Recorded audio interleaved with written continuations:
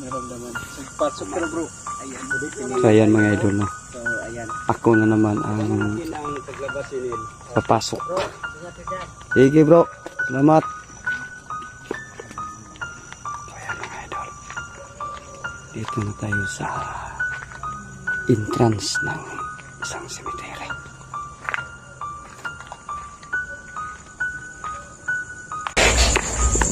Wow! Wow!